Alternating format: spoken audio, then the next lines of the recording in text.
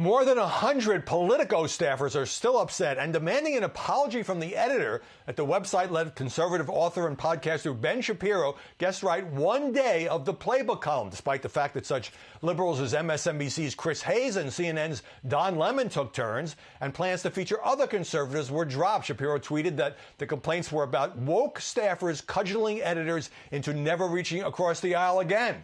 Joining us now to talk about journalism and free speech is Jonah Goldberg, editor-in-chief of The Dispatch and a Fox News contributor. Jonah, why are all these Politico staffers still upset 2 weeks later over Ben Shapiro, a conservative who said some controversial things, but yet all these liberals filling in that column as well?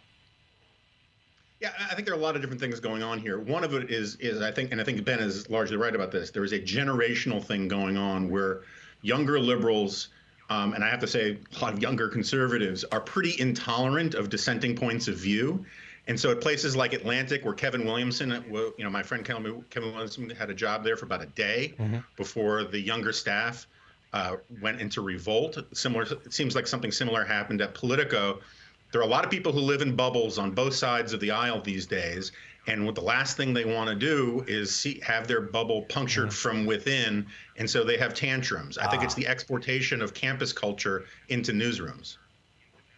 Yeah, bubbles is a good point. Well, all this ranges from the New York Times firing its editorial page editor over that Tom Cotton op-ed to a lot of journalists and pundits cheering Twitter and Facebook for permanently canceling Donald Trump's account. So is there an emerging alliance here in your view between big tech and some of these more woke or younger, you would say, liberals who are offended by having to hear or read conservative views, particularly at their own publication? In a sense, yeah. It's certainly true that at big tech firms, the rank and file are going to be left-leaning, woke, whatever label we want to put on them. And so their instincts are going to catch right-wing talk that they hate much more quickly than problematic left-wing talk. But I have to be honest about this. This is an American problem. There is a vast and thriving right-wing cancel culture. There's a vast and thriving left-wing cancel culture. The only thing that makes them separate and different is the sociology of them, is that you have certain kinds of people at certain institutions who have different kinds of canceling. But President Trump was a huge fan of canceling people. He tried to have me fired from Fox and from National Review because he didn't like what I wrote. This is a problem that we have in America of just widespread intolerance for disagreement. Just to follow up, he personally tried to have you fired from those two places?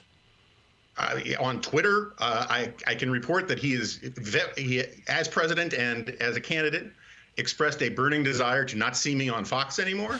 And look, the other part of it is that, and he definitely tried to have me fired from National Review, which I left a while ago. But look, let me jump in. Donald Trump. I understand. I want to broaden it because speaking of Fox, there are liberals at major outlets that are now saying, well, cable operators should drop Fox News or Fox shouldn't be allowed to exist. Now, we all know they're not talking about the news division, they're talking about certain opinion people whose views, rather than just saying, I think they're wrong and here's why, they want off the air. Yeah, and I think the idea of bringing back the fairness doctrine is idiotic. I think a lot of these people don't even really understand how the fairness doctrine worked and that it doesn't really apply to cable anyway. But it's absolutely true that there are people who want to see, Fox nuked from orbit.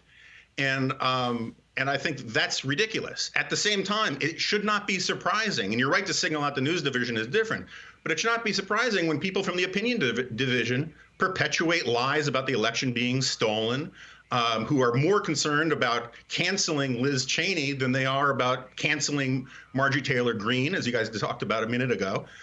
This is a problem all over the place, and it's incumbent upon institutions on either side to police their own in responsible ways and turn things down a little bit and not push out misinformation and lies, lest you invite that kind of backlash, which would make everything worse. Well, Washington Post columnist Max Boot writes the following. We need to shut down the influencers who radicalize people and set them on the path toward violence and sedition. So who decides who these awful people are and what gives them the power to shut them down? Well, look, some of it is sort of social stigma and culture stuff, and I don't see eye to eye with Max on a lot of things. I think we can draw reasonable disagreements and distinctions between people who say lower taxes, more taxes, you shouldn't get rid of Abraham Lincoln as the name of the school, and people like Marjorie Taylor Greene who have endorsed conspiracy theories that say Hillary Clinton cut off the faces of babies and wore them like masks. People who call for objective violence. People who support clear and provable lies that incite people to violence. I think at the very least, as a matter of professional due diligence, you can condemn that kind of thing and not give it more air and more oxygen. And that goes for both sides of the aisle. It goes certainly for a lot of the Antifa stuff where CNN celebrated violence, where MSNBC celebrated violence, or at least gave permission structure for it in ways that they're harshly condemning now. There are double standards all over the place. I just think that there's a real moral panic on the right now about cancel culture and silencing only applying to conservatives when everybody is in the game and it's ruining the country and ruining our politics in short order. Yeah, well, what really troubles me, for most of my career, journalists were fierce defenders of free speech, and now I think ideology, whatever view it is, but right now I think we're seeing a lot aimed at the right, is in favor, I think, at times of suppressing free speech. Good conversation, Jonah Goldberg. Great to see you this Sunday. Thanks, Zach.